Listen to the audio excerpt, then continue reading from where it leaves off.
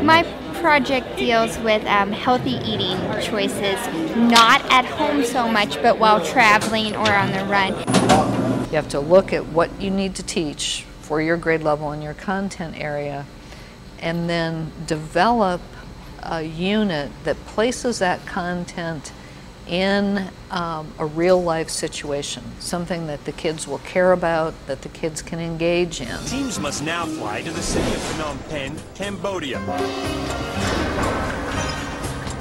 Once there, they must find the fabled Foreign Correspondence Club and make contact with the assignment editor. The theme is the amazing race, so kind of incorporating math and social studies, and they have to choose, within their groups, they have to choose the most significant, we may be just studying Europe. And they have to choose the most significant city, most significant man-made wonder, and most significant natural wonder.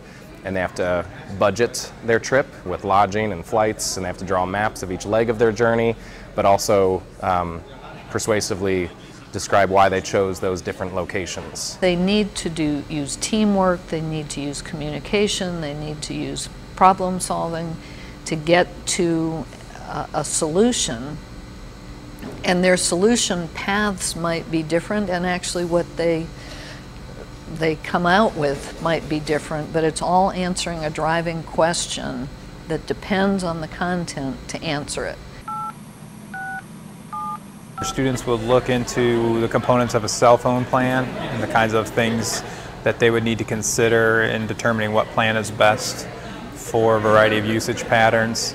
My hope is to be in partnership with Best Buy, since they deal with a lot of different carriers as opposed to just having one carrier, with the hope of students developing some sort of tool as a consumer guide.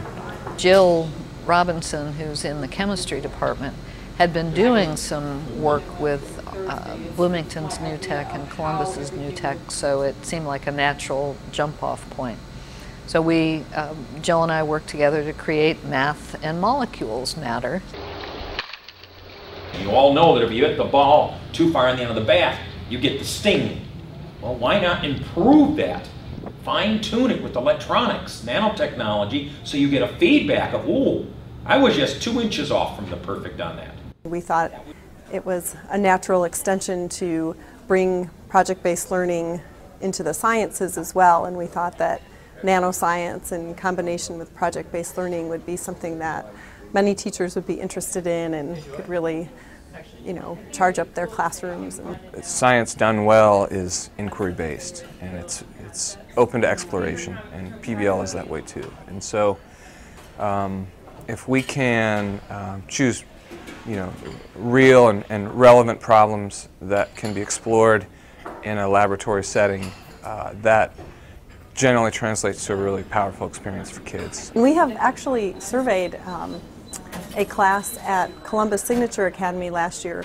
Before they did their nanoscience project, about 30% were interested in pursuing a STEM college degree, and just after a 2-week project, it was up to 60% were interested in pursuing that in the future. We have a rubric, we have 2 scaffolding tools, intro event.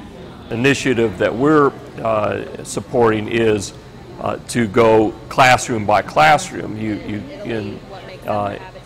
generate the interest at the teacher level, that will spread out within that school district, and that's what we're seeing happen in this region, where there's just a growing number of teachers who are knowledgeable and comfortable with using project-based learning, and we see that as very positive for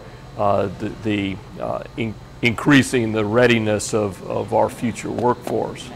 So they each can have a different amount, and they're trying to get the most bang for the buck over a 10-year period on investments and working with a local bank. The largest difference I see between PBL and projects is that you're inviting community partners in. The task, it doesn't come from a teacher anymore. It comes from an external community partner, a business person, a scientist in the community is asking the students to investigate something or make a recommendation. And that, what I've seen even in my own classroom and what the research shows is that it increases motivation and excitement and engagement, because the students really want to do this a real-world task. They want to work with this business professional. They want to impress the biomedical engineer that's coming in 3 weeks to hear the presentation, a lot more than they might want to impress their teacher.